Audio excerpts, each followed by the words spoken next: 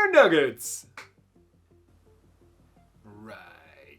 Anyway, this is the first video of 2024, so why not? I also realized that it has been quite some time since I last made a video or a stream, and that perhaps some of you thought that I was still locked in that bunker I was in last year, but nothing could be farther from the truth. Because I have been working my ass off the last few months, and not only on my game, but also my literal ass, as you might have seen that I might have dropped a few pounds, but that's beside the point. As I'm here for only one thing, the new Wrenched Alpha.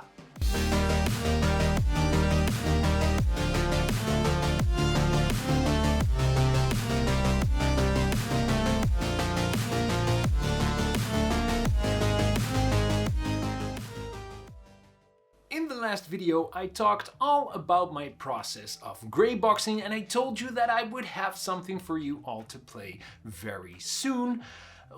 Well, that didn't quite go as expected. So in this video, I want to take a look at what I have been doing and what went wrong, and how you, yes, you, can be a part of playtesting Wrenched and making Wrenched the best game possible.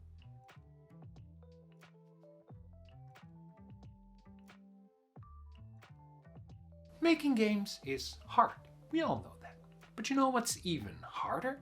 Playing and testing your own game 200,344 million times in a row. There is nothing more frustrating than being elbows deep into a 3-hour-long run only to run into an error which you then have to fix and then play that previous 3 hours again just to make sure that everything works. Rinse and repeat this process 100 times for 100 different bugs and you'll sure go insane. But as a game developer, that is something that we just have to endure. And I really wanted to focus on playtesting and getting that alpha ready, and I just noticed that making content while being in a focused state developing my game just wasn't something I was able to do. Simply because streaming and making videos like this can take more than 2 days, and when you're doing game dev next to your family, day job and other activities, you have to prioritize your time at some point. And that's why I decided I wanted to spend as much time on the game as possible, and I really wanted to finish the demo in 2023. And most unexpectedly, using this hyper-focus, I actually finished it at the start of December 2023. And so, following my own process of testing before testing, I ran this version by amazing designer and good friend of the channel, Roy. He played through the first fully grey-boxed game in about 4 hours, and though the run was successful, my dreams were crushed. It was very apparent there were many issues that had to be fixed before I could go live with this playtest. But that's exactly why I test before I test with a very large group of players. There are always things you know in the back of your mind you should fix, because otherwise when you get feedback from a lot of players, they will all come back with the same things. As I sat back after the playtest and looked at my book of notes, which encompassed a whopping 7 pages, I knew I had to do something about it and just take some more time. So I fixed things, changed the game, had it tested by other people, fixed some more things, changed some more things about the game, had it tested again by other people, and finally, after 2 months worth of work, I can finally say that I'm at a stage where I think you all can have a crack at it. And so if you would like to be a part of testing the Wrenched Alpha, stick around to see at the end of the video how you can do that. But first, I thought it would be fun if we could all learn from my mistakes and take a look at some of the biggest things I fundamentally changed about my game. Because next to a ton of bugs, errors and mistakes I made, I also came across some things I should have probably tested earlier and approached differently. And let's start with the biggest one and the one that hurt the most. I know many of you watching are developers yourself, and so you will be quite familiar with the saying, kill your darlings. When we make things, we often pour our heart and soul into it. And game dev is art. And so when we come up with ideas and we make things for our game, we often get overly attached to them.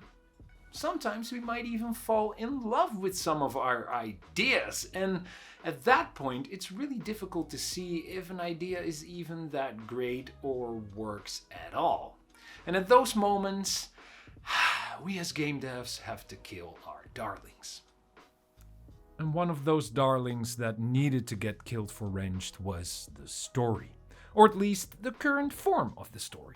I was trying to tell an epic tale, a real tear-jerker of hope, a story of Carly finding her way after a world-destroying war and learning to enjoy life again after losing her brother. But who the hell was I kidding? I'm making a game about smashing robots and taking parts from their guts. I'm not making a literary masterpiece.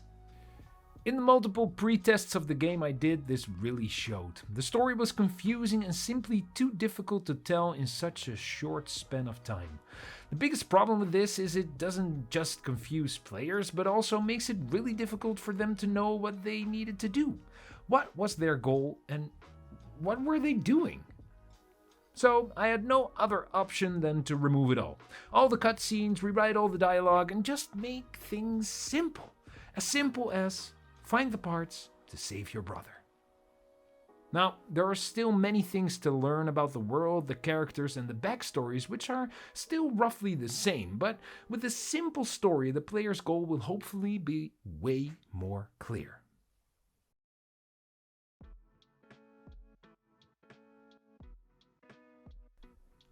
After all the time I spent testing my game, apparently I got good.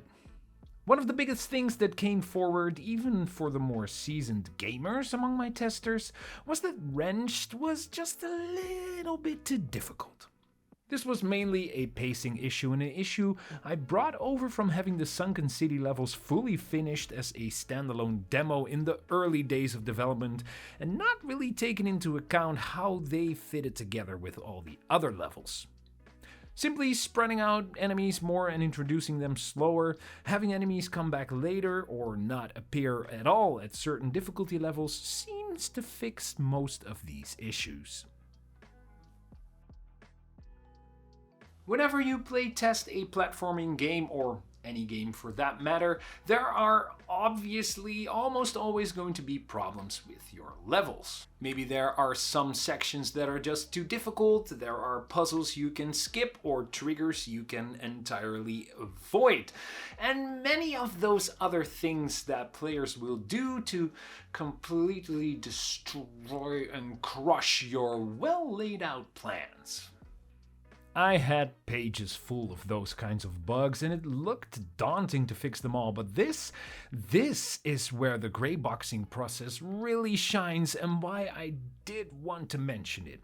I was able to fix almost all of these issues in only a single night's worth of work.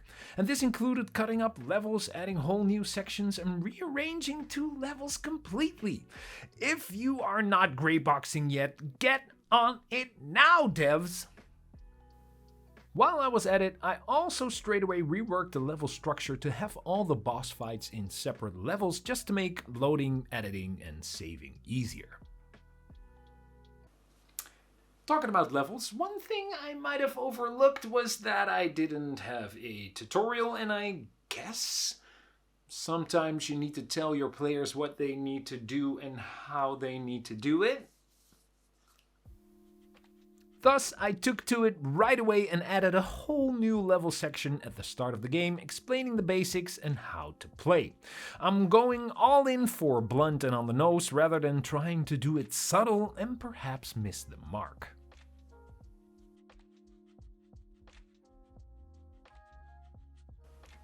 I still have nightmares thinking back about my early 2023 streams in which I made the UI for the upgrade and skills menu, and nowadays I have even more nightmares thinking about how no one has ever used that menu.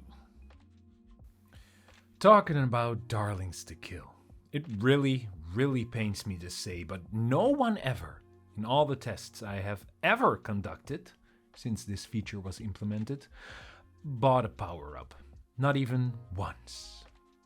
But the power-ups are actually an integral part of the game, and you can't really finish the game without it. Well, you can, but it will be really difficult. And I kept telling myself it was a UI guidance problem and that players will figure it out eventually, but again, I was only kidding myself. So with tremendous pain in my heart, I deleted, hid the upgrade menu and added upgrade stations throughout the world. The idea is simply that when you show up to a station and have enough material gathered from slaying bots, you can purchase an upgrade at this vending-like machine.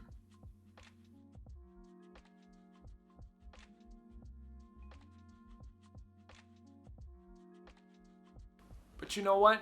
Players actually started looking for them and using them to buy upgrades. This again is why gray boxing and testing is so important. I spent a lot of time and effort on that UI, which is basically time wasted. Lesson learned. After reworking a few more core systems, like how players collect parts, the dialogue system, and save system, it was time to fix one last big thing. I had of course put a lot of time and effort into making Squid, and that is why the other bosses really felt lacking. Now, I don't want to spoil too much yet, but let's say I added a few cool things to my gray boxed bosses to make them much more exciting.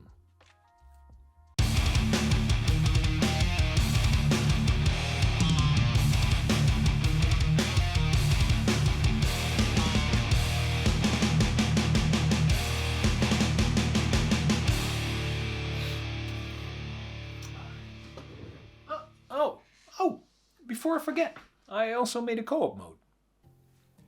I know this isn't something you just throw in at the end as it's a huge feature, but it is one I was just too excited about not to implement. I have kids, 3 to be exact, and they are at the age that they are starting to get interested in playing video games, but not all games are suited or easy enough for them to play, especially for my youngest. So I really wanted to create a fun and super forgiving co-op mode which emphasizes playing together to really help younger players to enjoy Wrenched as well. That is why I made Patrick the Duck. Patrick can help Carly but cannot fundamentally alter the game. He can take damage and he cannot die. Furthermore, Carly is at all times in control of the camera, and much like the Waddle Dee in Kirby, Patrick warps back automatically when he gets off screen. Basically, he can help kill enemies, trigger levers and find loot, but he cannot progress the game. Implementation at this point is simple but workable, and I'm very excited to see how I can improve on this co-op mode in the future. Finally, the moment you have all been waiting for is here. Let's talk about the playtest. Obviously, you have all seen the state of the game throughout this video, but I think it's important to talk about it once more. The game, as said, is currently in alpha, which means that everything related to the content is in the game, but in a very rough and very much unfinished state. This means that cutscenes look like this, and you will need to use some imagination when playing the game. Now, if you have a strong imagination and would like to be part of playtesting Wrenched and trying to make it the best game possible, this is how you can sign up to do so. I've uploaded the demo to Steam, but I have only a limited number of Steam keys available. If you would like to get one of those Steam keys, you can either join the Cherry Nugget Discord and DM me, or go to cherrynuggetgames.com and sign up through the playtest form. Playtesting a game is something that you should take very seriously, as it can make or break wrenched and actually change the direction of the game. That is why at the end of playing I will ask every playtester to fill out a survey, just so I can get more structured feedback. All in all, playtesting the game and filling out the survey should take no more than 5 hours. But I know people are busy, and so that's why I set a 2-month testing period. I get this is somewhat of a big ask, and that's why I wanted to reward every playtester with their name in the credits, and I want to give 25 random playtesters a Steam key to get wrenched for free when the game releases. And there you have it, Nuggets. When you think you're close to finishing, you might actually not be that close at all. After these 2 months of testing, I will gather back all the feedback and change anything that needs changing and fix anything that needs fixing. After that, I'll be adding art, sound, polish, and more fun things, which will hopefully all be a breeze because the game has such a solid foundation and nothing needs to fundamentally change anymore. In the meantime, I will work on redeveloping my art pipeline and hopefully be doing some more art streams, so stick around for that. In any case, I would love to thank you very much for watching this video, and I hope to see you in the next one very soon.